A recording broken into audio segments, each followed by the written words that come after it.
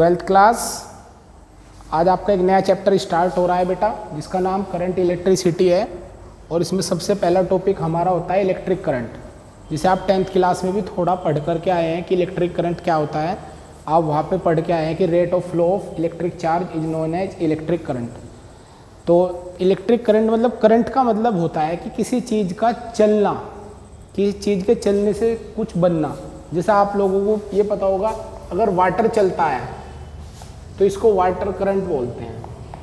ये मैथ्स में आपने सुना होगा word water current, up stream down stream सुना है, तो ये वाटर करंट बोलते हैं।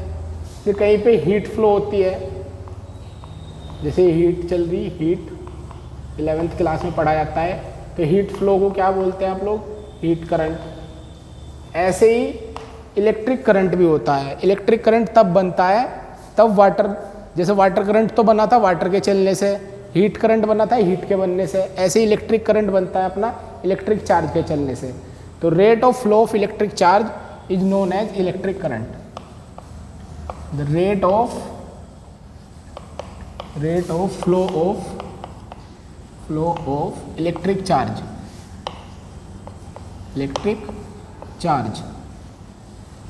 और इलेक्ट्रिक चार्ज में भी मैं बताऊंगा, कई बार दो तरफ से चार्ज चलता है, तो आप याद रखिए net electric charge in a particular direction, यानी एक फिक्स डायरेक्शन में नेट चार्ज चलना चाहिए। Particular direction is called electric current. Clear है? इसको हम लोग इलेक्ट्रिक करंट बोलते हैं। इसको क्या बोलते हैं आप? Electric current. तो rate of flow of net electric charge, इसमें ये वर्ड काम का है, इलेक्ट्रिक चार्ज और एक पर्टिकुलर डायरेक्शन, किसी पर्टिकुलर डायरेक्शन में होना चाहिए, तब इसको हम लोग इलेक्ट्रिक करंट तैयार करने में काम लेंगे। इसको डिनोट करते हैं, इट इज डिनोटेड बाय आई, ये स्मॉल आई, दोनों से आप इसको डिनोट करते हैं। तो आई इज इक्वल टू जो फॉर्मूला होगा net charge flow in a fix direction. इस पर एक न्यूमेरिकल कराऊंगा मैं, तब आपको और ज़्यादा क्लियर होगा। अपॉन उसमें जो टाइम लगा, टोटल टाइम, किसका जनरल फॉर्मूला आपका तैयार होगा, किसका? इलेक्ट्रिक करंट का। इसको नोट करिए आप। देखिए फिजिक्स में चीज़ें 1 बाय 1 ही सीखी जाती हैं। आपने पहले चैप्टर में इलेक्ट्रिक चार्ज पढ़ा, फिर इलेक्ट्रिक पोटेंशियल पढ़ा, उन दोनों का यहाँ पे यूज है। जैसे चार्ज चला, चार्ज किस वजह से चलेगा? जब पानी चलता है। वाटर करंट कब चलेगा? वाटर कब चलेगा? अगर एक जगह ऊंची हो, एक टब में पानी है, यहाँ तक एक नीचे एक टब है, अगर इनके हाइट में कोई डिफरेंस होगा तो पानी यहाँ से यहाँ पहुँच जाएगा। तो वाटर कब चलता है? जब हाइट का लेवल अलग अलग हो। इसी तरह हीट कब चलती है हमारी? तो हीट जब चलती है जब दो जगह के टेम्परेचर में डिफरेंस हो। इसी तरह चार्ज भी चलता है, तो इलेक्ट्रिक पोटेंशियल से की वजह से चलता है। अगर पोटेंशियल में डिफरेंस होगा तब इलेक्ट्रिक चार्ज आगे को मूव करेगा। तो आपको 1 बाय 1 जो मैं बोल रहा कि 1 बाय 1 चीज़ें ही फिजिक्स में पढ़नी होती है, तभी आपके कॉन्सेप्ट अच्छे से क्लियर होते हैं। तो आपको हर एक चीज़ बहुत ध्यान से देखनी है, नहीं तो क्या आप ये चाहोगे कि मैं आपको पहले दिन में ही सारी वीडियो प्रोवाइड करा दूं, पहले दिन में ही आपको बिल्कुल एकदम से अल्बर्ट आइंस्टाइन बना दूं?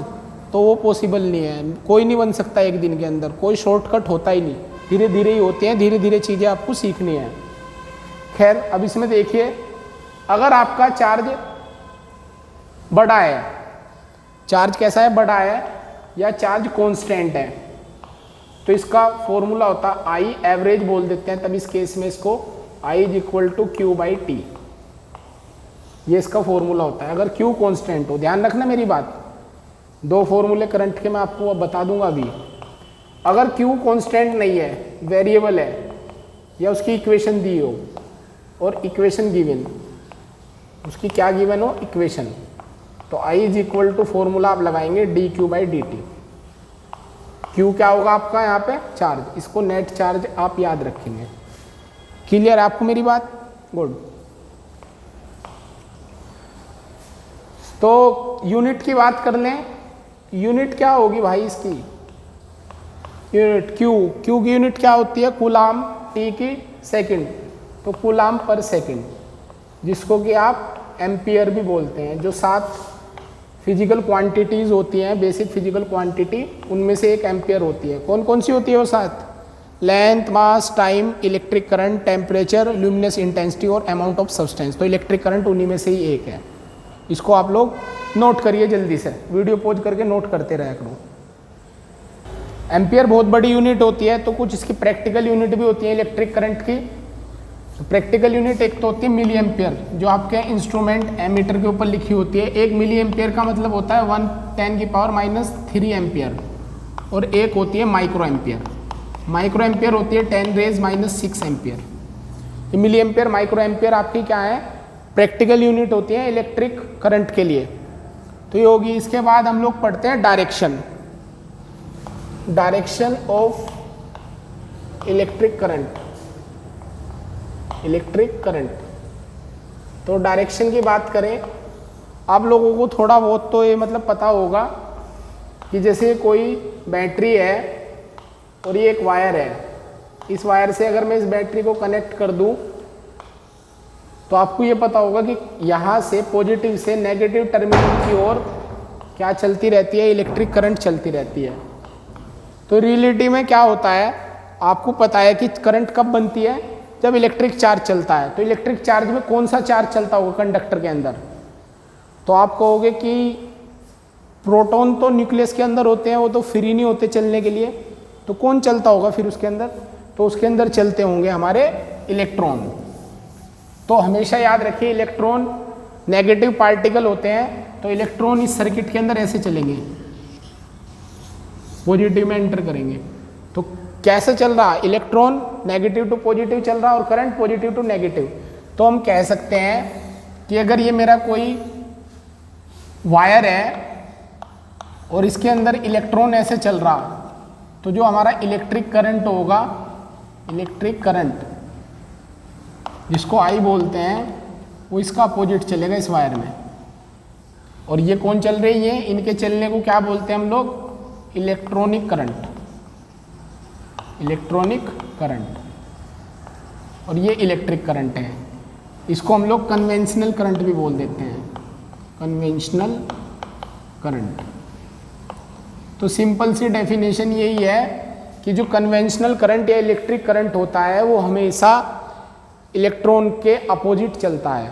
तो डायरेक्शन क्या हो इसकी? तो डायरेक्शन होती है अपोजिट टू द फ्लो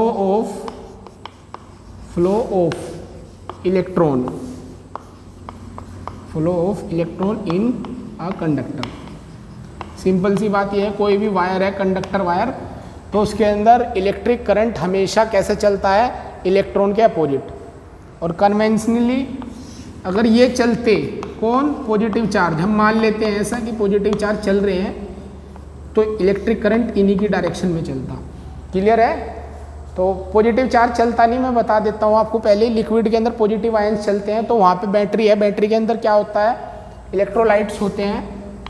तो अगर ये बैटरी है तो यहाँ पे पॉजिटिव आयन चलते हुए दिखाई देंगे। तो कई बार ये भी आपको ज़रूरी है मानना। तो पॉजिटिव आयंस की वजह से वहाँ करंट बनता है, तो इसके अपोजिट ये चलते रहते हैं, किसके? इलेक्ट्रॉन के। अब बात आती है क्वांटिटी की, कि ये स्केलर क्वांटिटी है कि वेक्टर क्वांटिटी है। तो इसका जवाब आप बताओगे मुझे। मैं आपको एक एग्जांपल देता हूं।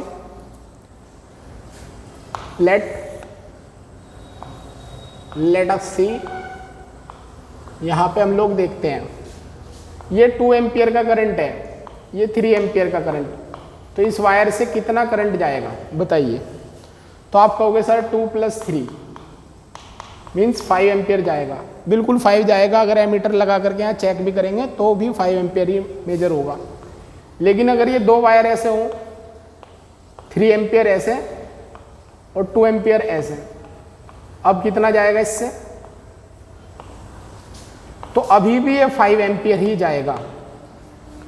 तो देखिए, करंट के पास डायरेक्शन भी है और वैल्यू भी है। करंट को ये पता था कि 3 इधर से आ रहा, 2 इधर से आ रहा, तो हमें इस वायर से जाना। ये करंट इस वायर से नहीं गया कि कुछ इससे चलता कुछ इससे नहीं गया, यहाँ भी 2 इससे आया, 3 इससे आया, सारा इसी से गया, तो करंट को ये पता था कि हमें किस वायर से जाना, बट इनके बीच के एंगल पे डिपेंड नहीं किया कि 90 रखा या यहाँ मान लो ये 90 है, लेट कर लिया हमने, इसको 60 कर लिया, तो क्या 90 और 60 होने से ऐसा कुछ हुआ?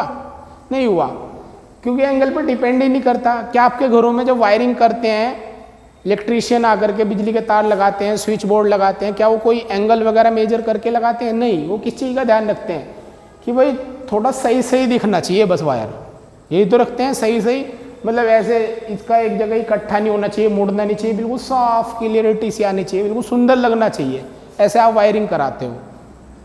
तो अगर वो एंगल पे मेजर करता तो फिर ये वायरिंग जो करते ना आपके घर में बिल्कुल ऐसे जाले बन जाते जैसे मकड़ी के जाले हों, तो बहुत दिक्कत होती देखने में, फिर आपकी वो सारी सुंदर बातें धरी रह जाती।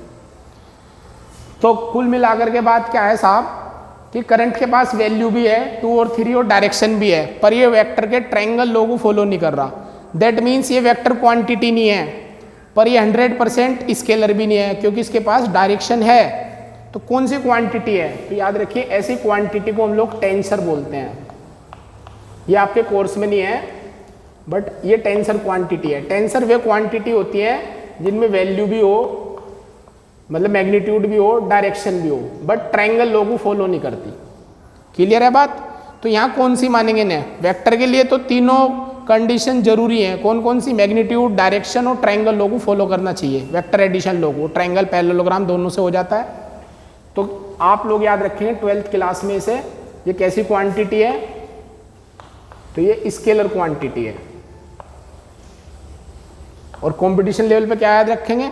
स्केलर वेक्टर और टेंसर नहीं दिया हुआ तो आप स्केलर चूज करेंगे ऑप्शन में, और अगर टेंसर दिया तो सबसे पहले आप टेंसर को ही मान लेंगे। क्लियर है मेरी बात? वीडियो को पॉज कर करके नोट्स जरूर बनाते रहे, क्योंकि मैं नोट्स बनवाता हूँ इन वीडियोज़ के अंदर।